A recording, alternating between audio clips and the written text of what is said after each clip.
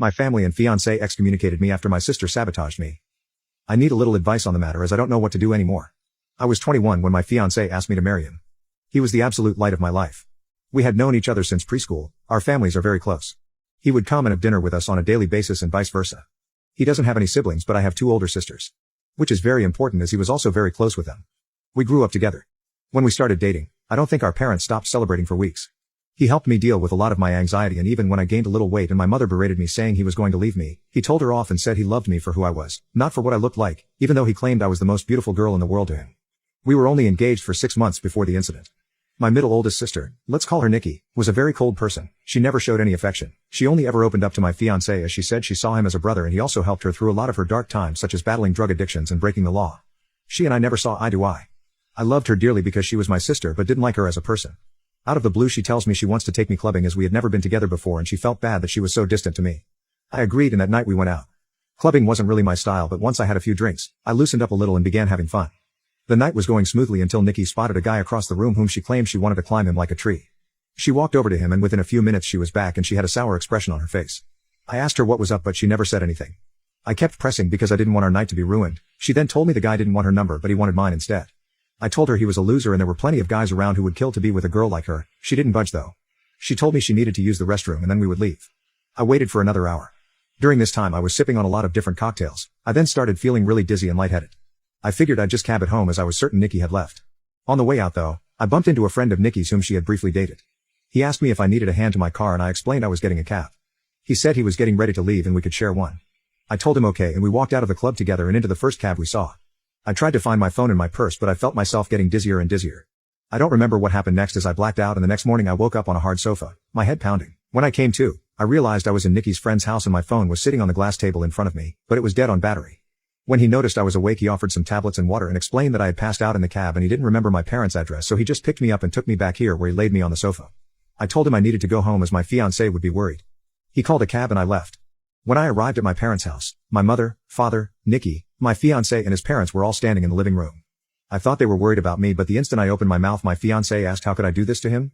I tried to explain that my phone was dead but he then went on screaming about how I cheated on him. I was baffled. Why would he think that? I tried to explain the night's events but I kept getting cut off. Nikki then chimed in and said I was lying and asked how I could be so heartless to a man who has been there for me through thick and thin. She went on to say I kept flirting with random guys all night and then when she went to the bathroom, she saw me leave with her friend.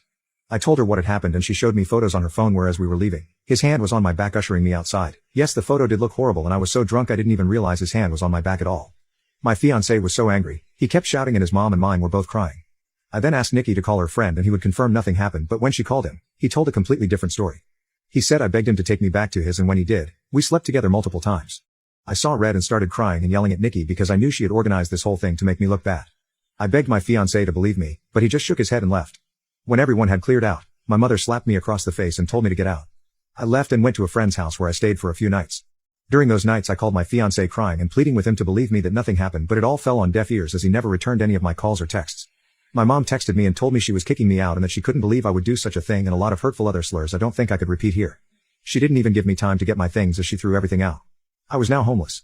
None of my family would take me in, as they chose my fiancé and mother's side. I was homeless and single in less than a day and a half. My entire world had been taken away because of Nikki's lies. Now for weeks I tried everything to get my fiancé and my family back. The limit for me though was when Christmas time had come and I went over to my mother's house to try and reconcile. I was sleeping from couch to couch during this time. When I got to my parents' house, I knocked on the door but no one answered. My friend then called me and told me she just saw on Facebook that my family were in another state celebrating Christmas and they had posted pictures online. Everyone was there, my sisters, parents, grandparents and even my fiancé and his family. When I myself saw the photos, I couldn't stop crying as they all looked so happy. I cried for days and days before deciding to block them all. I even returned my engagement ring. My friend knew someone a couple hours away who was looking for some help in his restaurant and he even had living arrangements above where he worked so I could get rent at a cheap price and work at the same time. I wanted to start over with my life as it hurt me that no one took my side and they all left me to fend for myself. I was able to move pretty quickly and was doing well. The apartment was tiny and I had to work 10+ hours almost every day, but I was able to save a lot of money. I'm not living in the apartment anymore. I was able to rent a much nicer condo but I am still working at the restaurant as assistant manager. Now it has been roughly 2 years since I left and have not spoken to any of my family. I had no idea what was going on with them until I got a knock on my door. It was my ex-fiancé. I was shocked to say the least. All these feelings came rushing back and all I wanted to do was jump into his arms. But then I remembered the pain I had felt and tried to slam the door in his face but he stopped it and asked that I let him explain. He said that Nikki had gotten married and she had confessed that she lied about the situation because she had found someone she loved so much and realized what a horrible thing she had done. I asked him how he found me and he said my friend told him. My entire family has been trying to get in touch with me and want to see me. I told him I needed time to see if I even wanted to have them in my life. He left and I have been a mess since. I don't know what to do. I know I will never ever forgive Nikki. She could rot for all I cared, but it's hard because my other family and fiance didn't know she was lying, but I also felt like they abandoned me too quickly without letting me explain my side. I don't know if I should forgive them. Any advice would be very helpful. My family and fiance excommunicated me after my sister sabotaged me. Part 2. The last time I spoke to you all, my fiance had just visited me after 2 years saying my family and him wanted to reconnect after my sister sabotaged me to make me look like I cheated. Well, I have an update for you. So I never got back to my ex.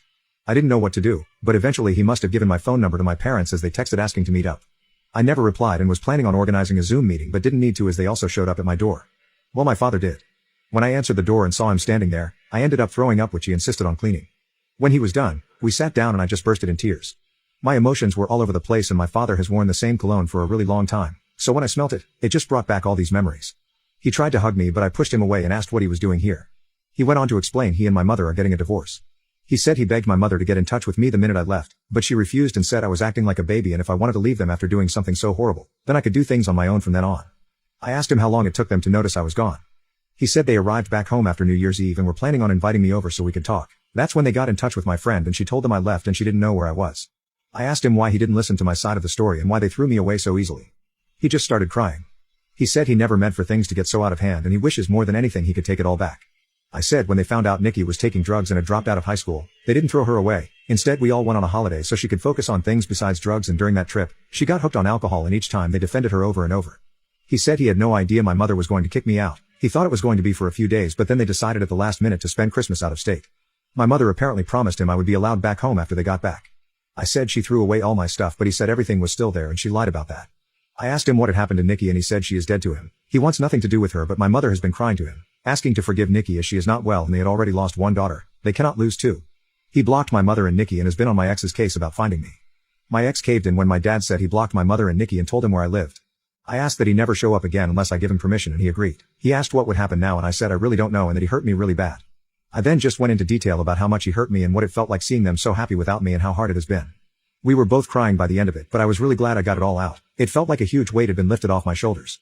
My dad then said he knew a few places around the area and would help get me a better apartment and he said he would help get me a better job but I told him I wouldn't be leaving this job as my boss helped me out so much and I wanted to repay him at all costs. I said I didn't want him to do anything for me, but that I do want to reconcile but it has to be on my own terms and it is going to take a very very long time to trust him again, and I may never trust him again. He said he would do anything to make up for what he did. I asked him why Nikki did this and if she said anything about it. Well, she said she thought my ex deserved better than me and she wanted to see him happy because he was making too many sacrifices in the relationship. She loved him like a brother and wanted to break the engagement off. So that night she asked her friend to come and escort me out of the club so she could get photos and to take me home so her plan could work. She said nothing sensual happened. I went to sleep on the sofa and that was it. He was up playing video games all night until I woke up, which he has proof of apparently. My dad was planning on getting my stuff from my mother's house and bringing it to me but I told him I didn't want those things anymore. I then went to ask about Nikki's husband and he said my mother has been hush-hush with the entire situation but he had his number and wrote it down for me. After my dad left, I decided to call Nikki's husband. I was sweating the entire time and felt so sick. What if I could hear her in the background? Well, anyhow, when he picked up, I just spit everything out, which I deeply regret because I should have eased into it for him. He sounded really confused and I explained the entire situation again. I even went into detail about her drug and alcohol problems. I was honestly expecting him to curse me out and defend Nikki. Instead, he let out a long sigh and well, turns out, he had a feeling she wasn't exactly innocent. Turns out her and his sister have been having problems and she has been spouting non-stop lies about his sister and has caused a huge rift between them. His sister didn't even attend their wedding. I told him I was sorry but he should make things right with his sister because Nikki was the problem, not her. We spoke a little more and he hung up. I'm not entirely sure what he is going to do with that information.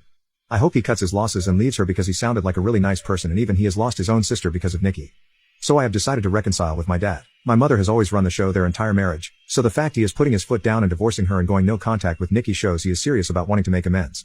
I don't think I will ever reconcile with my mother, as she thinks Nikki is a victim also in all this and at this point I don't care to listen to her excuses. If she reaches out and we talk, I will update the post again. For my ex, I haven't had the time to meet with him and talk, though my dad mentioned he wanted to come with my dad but he told him I would be too overwhelmed if both were there and seeing them separated will help make clear decisions.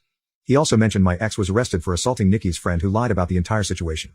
He was being charged but the charges were dropped a few days later. I will update the post again, when I have time to speak to my ex. Thank you guys for listening to this story. It's something that has been bottled up in me for a long time.